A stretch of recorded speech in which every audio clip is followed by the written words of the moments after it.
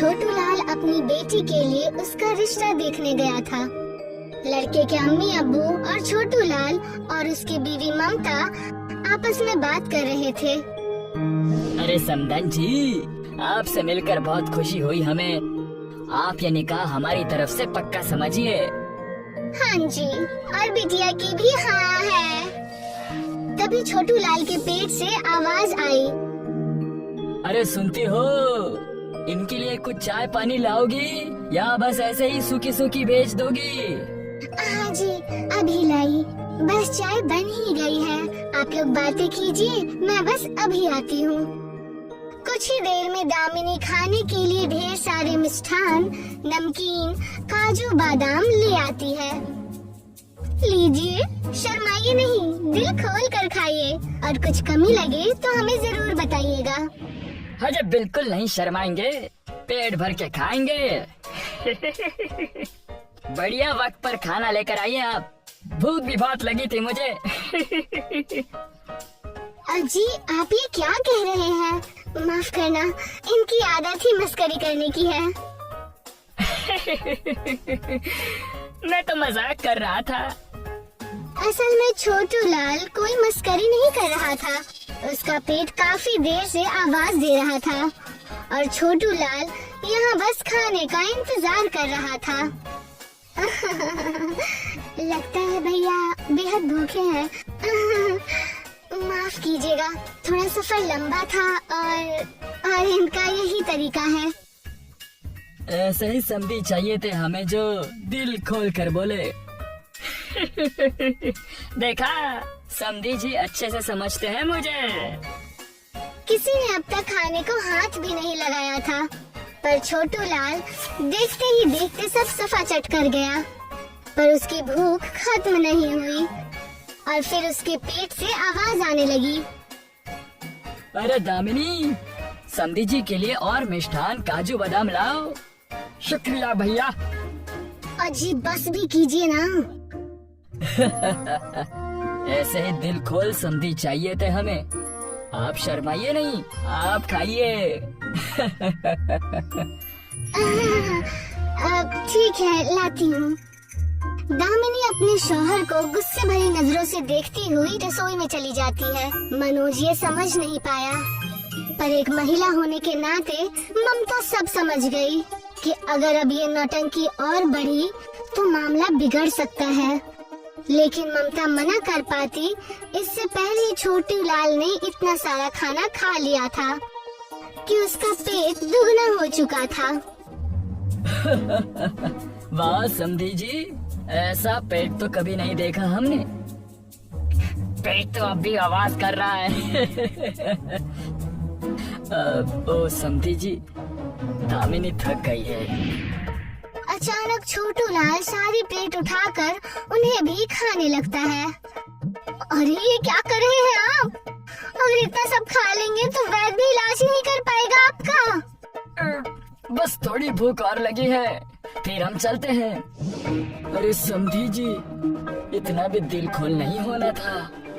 अब दामिनी के गुस्से का ठिकाना नहीं रहता। अरे अब बस भी कीजिए, ऐसे इंसान के यहाँ मैं शादी कभी नहीं करूँगी अपने बच्चे की। अरे ये इंसान है भी या नहीं? कोई प्लेट भी खाता है क्या? अब निकलते हैं यहाँ से या फिर ये घर भी खा जाएंगे। अरे दामिनी, आप चुप रहिए, दिल खोल समझी समझी क्या लगा रखा है। चलिए आप भी बाहर जाइए इनके साथ।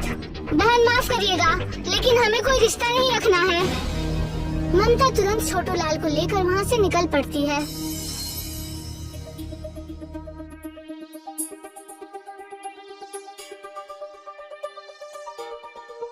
दोनों घर आते हैं और नुपुर बात जानकर रोने लगती है। अब जाकर लड़का पसंद आया था और आपने उसमें भी विघ्न डाल दिया। ये आपको क्या हुआ है? और सोचने वाली बात है कि आपने प्लेट खाई कैसे?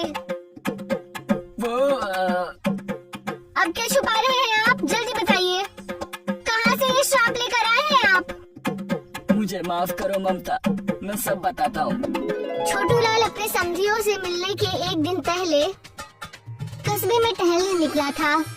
वहीं पास में एक पेड़ के पास एक राही था जिसकी हालत बेहद बुरी थी। उस राहगीर को किसी ने बेहद लजीज पकवान दिए थे। छोटू लाल उसके पास जाता है। क्यों भैया राहगीर, बहुत ही बढ़िया खाना दिख रहा है। बहुत बढ़िया खाना है। लाख लाख शुक्र है उस सज्जन का, क्योंकि मैं तो असल में यात्रा पर निकला था, फिर यहाँ फंस गया। बहुत दिनों बाद एक सज्जन ने खाना दिया है मुझे, उनका भगवान अच्छा करे। हाँ हाँ, बहुत अच्छी बात है। लाओ भैया, आप जाओ हाथ धोआओ, वरना आप कहीं बीमार पड़ गए तो। और अब फिक्र मत करो, मैं आपके खाने की रखवाली करूँगा। आपका बहुत बहुत शुक्रिया। राहगीर वहाँ से जाता है और हाथ धोकर लौटता है तो देखता है छोटू लाल ने उसका सारा खाना खा लिया है। ये क्या किया आपने? मैंने 4 दिनों से कुछ खाया नहीं है, और जब किसी सज्जन ने खाना दिया तो आपने उसे खा लिया। अरे ऐसा नहीं है, आपने इतने दिनों से खाना नहीं खाया। मैं तो बस देख रहा था कि खाना ज्यादा गर्म या ज्यादा ठंडा तो नहीं है, और बस खाने की जांच करते करते पता ही नहीं चला। मुझे माफ करो। ये खेल ना खेलो। इतनी भूख की सामने वाले का दुख भी ना दिखे। अगर आपको कोई दिक्कत होती तो मैं ऐसे ही आपको अपने में से आधा खाना दे देता, लेकिन आपने ये बहुत गलत किया है। खाना तो खरीदा तो था नहीं, फिर क्यों इतने बातें बोल रहे हो? जरा भी पछतावा नहीं है आपको? मैं आपको श्राप देता हूँ कि आप कितना भी खाना खाएं, आपका पेट कभी नहीं भरेगा, और जो भी चीज आपके सामने आएगी आप उसे भी खाने लगोगे। ये भी कोई श्राप हुआ? अब तो और खाने के लिए जगह बन जाएगी पेट में। छोटू लाल ने पूरी बात अपनी बीवी ममता और अपनी बेटी नुपुर को बताई। ममता, लेकिन मुझे पता नहीं था कि उसका श्राप इतना खतरनाक होगा। अब क्या पता नहीं कौन सी कमी छोड़ी थी खिलाने में, जो जाकर उस बेचारे राहगीर का खाना खा लिया और उसका श्राप लेकर घर आ गए। आपकी वजह से मेरी शादी टूट गई। तभी फिर छोटू लाल का पेट जोरों से बोलता है। फिर भूख लगी है ममता, कुछ खिला दो ना। अभी प्लेट खाकर भी पेट नहीं भरा आपका? जाओ और जाकर बाहर कुछ खाओ। मेरे अब्बू जान की कहाँ मत मारी गई थी कि मेरी शादी यहाँ करवा दी। इंसान दिमाग से सोचता है और ये है कि पेट से सोचते हैं। छोटू लाल भूख के मारे बाहर निकल जाता है।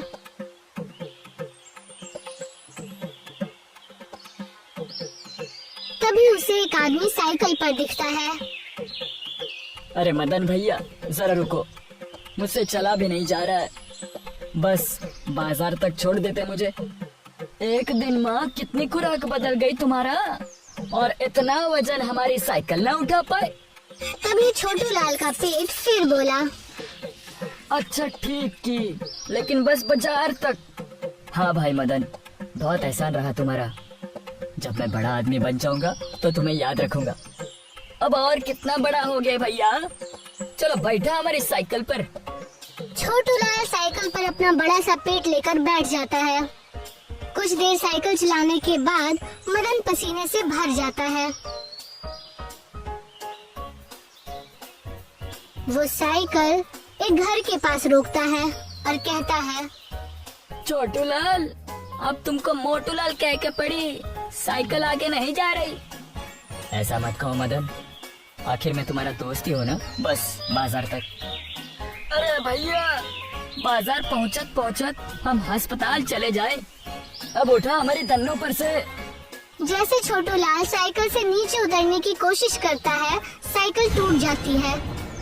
भैया छोटू लाल, ये सही ना भा, हम तुमका देख ले। तभी छोटू लाल का पेट जोरों से बोला, अबे तुम्हारे घर वाली से शिकायत करता हूँ। आज के बाद कसम है कि किसी को साइकिल पर बिठा लिए हम।